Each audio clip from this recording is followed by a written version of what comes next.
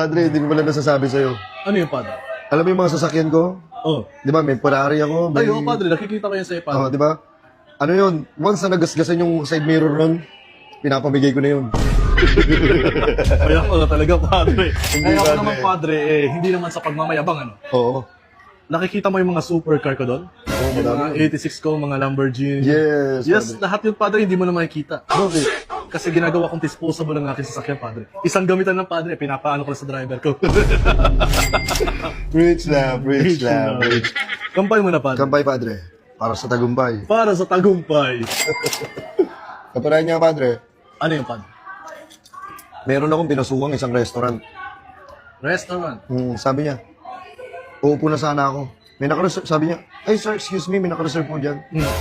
Hindi ka ata kilala nun, padre. Hindi ako kilala, Padre. Sabi ko sa kanya, tanggal ka na. Binili ko yung restaurant. Hindi mo yung restaurant.